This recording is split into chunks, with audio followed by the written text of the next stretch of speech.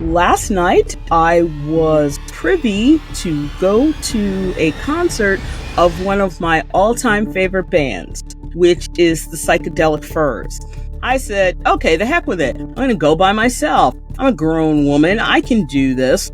Only children are really good at playing by ourselves. And they've taken all of Mars' saxophone parts and made them guitar parts. If a band just keeps coming out with the same sounding album time after time after time, what's the use of that? Make sure you always remember how important your independence is.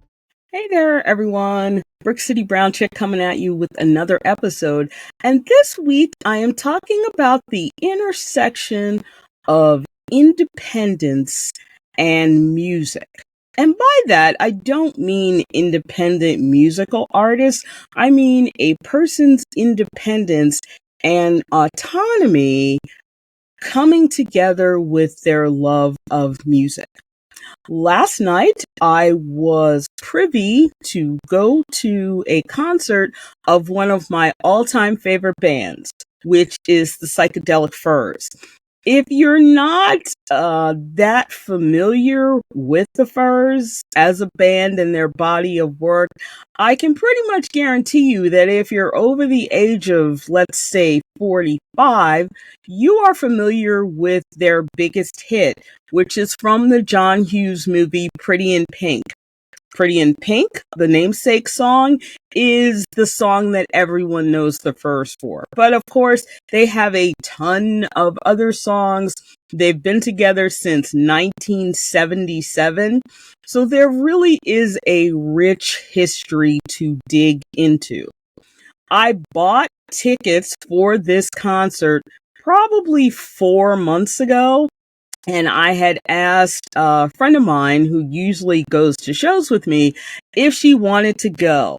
Now, her sticking point was this show was on a Wednesday, which is a horrible day to get a bunch of people together for a show.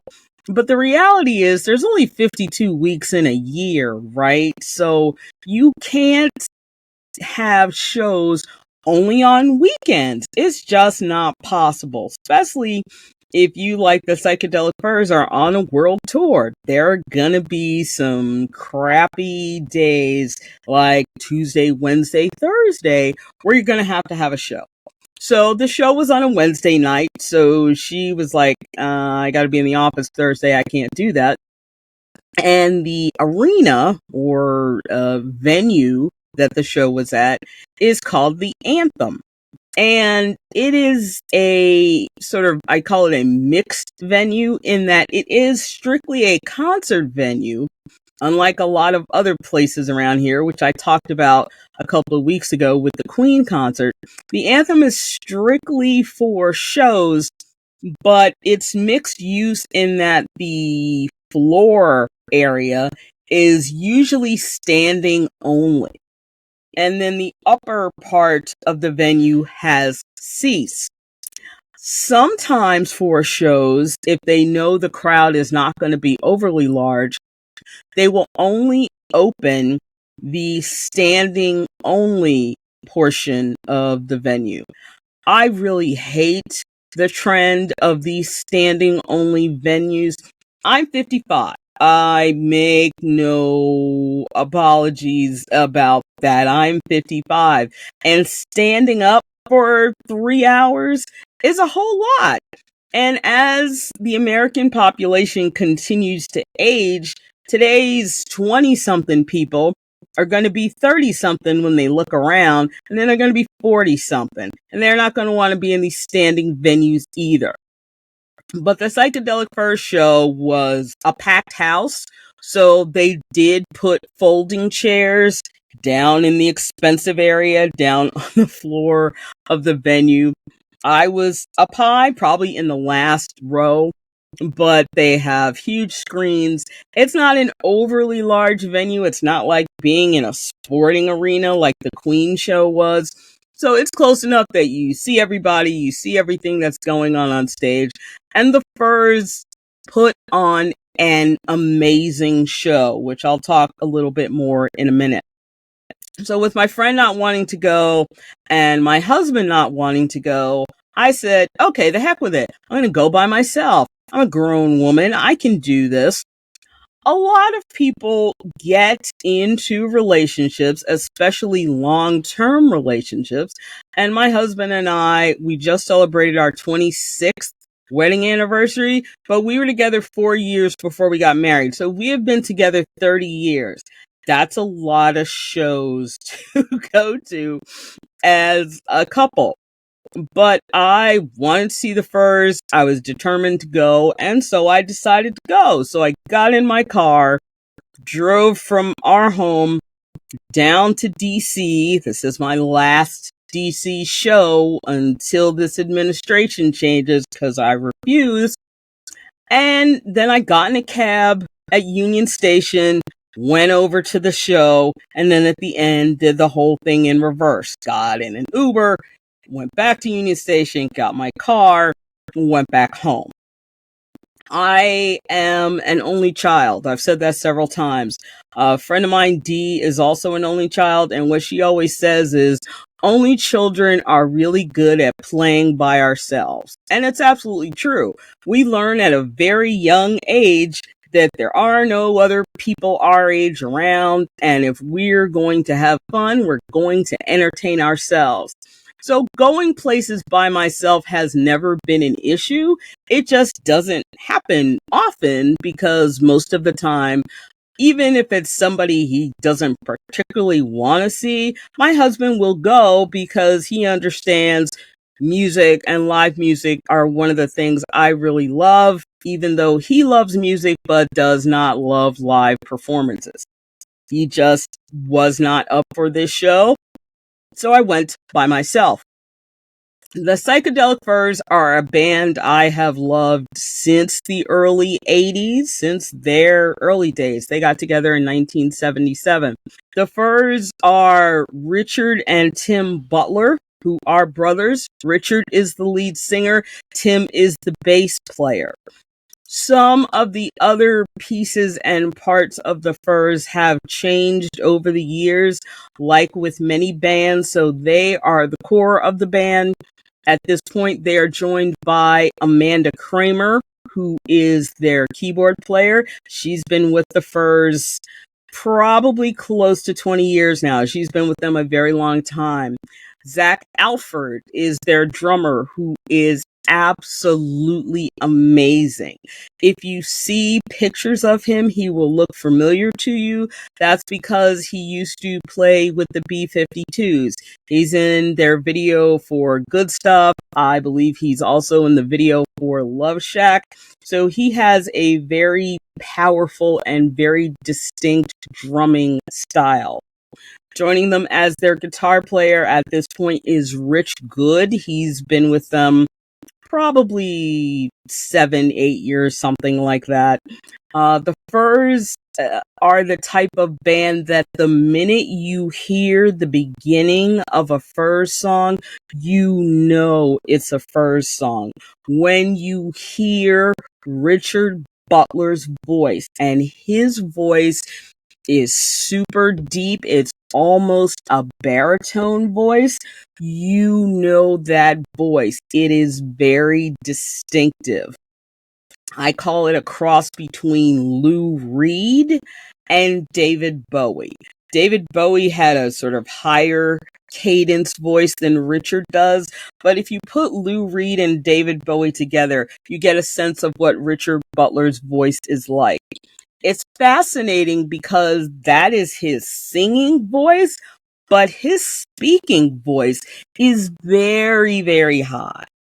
After each song, he always thanks the crowd, and when his speaking voice comes out, it's like, thank you, and you're like, that doesn't sound anything like his singing voice.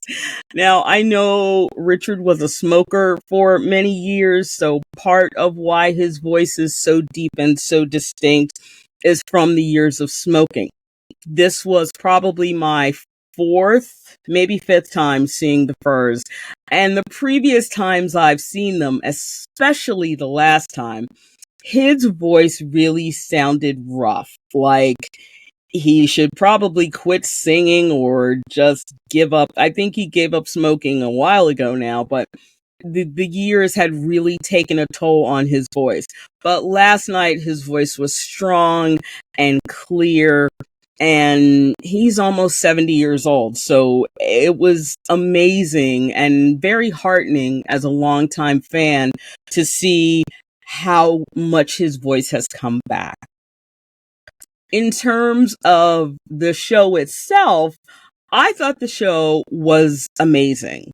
And one of the reasons I really wanted to see the Psychedelic Furs on this tour is this is the first tour that they've been on since the death of their longtime saxophonist, who was an American musician. The Psychedelic Furs are British, but their saxophonist, Mars Williams, was an American. Because of the way the Furs music is structured, there are lots of Furs songs with very distinct, loud, bombastic saxophone sections. They are just amazing. And the last time I saw the Furs before Mars died would have probably been 5-6 years ago. I saw them at a place called the Baltimore Soundstage, which is a concert venue, but the truth is it's a nightclub. It's a nightclub that they use as a concert venue, so it's like a small, I can't call it a hole in the wall, but it's a pretty small place. It is not a theater or amphitheater or anything like that. It's just like this small place in the middle of downtown Baltimore. And what I realized after the show is that it was not a venue that was well suited for the bombasticness of the Psychedelic Furs, both Richard's voice and what the band brings to the table. But the amazing thing about that show was Mars Williams, being up close and personal and hearing those amazing saxophone solos transition from vinyl or from CD to live music was absolutely fabulous. So I was one of the fans who was really crushed by his death. He died of lung cancer, which I can't imagine how horrible that is for somebody who plays a wind instrument like a saxophone. So I was super curious if they had replaced Mars or tried to replace Mars, or if they would do something differently. The Psychedelic Furs, being who they are, decided that there was no replacing Mars. There was no one who would understand their music the way he did because he was with them for so long. So what they did instead was add a guitar player, and they've taken all of Mars' saxophone parts and made them guitar parts. They have 2 lead guitarists now. So the pieces that Mars used to do are now guitar pieces. And they are equally complex and interesting. And so I was super happy to see that in their efforts to continue as a band, that they continue to evolve. And evolution is something that is so incredibly important in music. I always have to roll my eyes and get really irritated with people who are longtime fans of a particular band and then complain about how the band's new album doesn't sound like the band's previous album. That's not the point in music. The point is to change and to add new sounds and to do something different than what you've done before. If a band just keeps coming out with the same sounding album time after time after time, what's the use of that? I don't really understand that logic. So it always frustrates me when I hear people say things like that. The Psychedelic Furs have evolved quite a bit in the last nearly 50 years, which is hard to believe, but that's how long they've been together. But as I said at the beginning, they are very distinctive. You know Richard Butler's voice. You know Tim Butler's bass style. You know at the beginning of a song, oh, this is a Furs song. It may be from the 80s or the 2000s or now, but you know what a Furs song is. So leaving the show, I was super happy that I went. I was sitting next to a gentleman who was also there by himself, and we had a short conversation about, being able to go to these shows and go and enjoy the bands we love, either with someone we love or someone we're friends with, or by ourselves. And my message for people this week is no matter how long you're in a long-term relationship or friendship or whatever you're in, make sure you always remember how important your independence is. And by that, I don't mean, chewing out your partner when they don't want to do things with you, but appreciate that even though you are part of this partnership, you are always an individual. And so you, as the saying goes, you always have to live with you. It's important to remember that what you love and your appreciation for the things you enjoy doing should always be important. That doesn't mean it should take priority over your partner or over your relationship, but it should be something you always invest your time and energy in. I want to thank everybody for joining me this week. If you are new to this show, the Brick City Brown Chick Show, there should be a subscribe button below my head here somewhere. Please subscribe. Please come back every week. Hit that notification button. It'll let you know when I update. I put up shows 1 to 2 times a week. This week it will be one show. Next week, who knows? Usually I will do a personal episode, which is what this is, and I will do an episode about current events. But the world is so crazy right now, I don't even want to go near it. So this is my episode for this week. Take care, everyone, and I'll see you again next week. Bye-bye.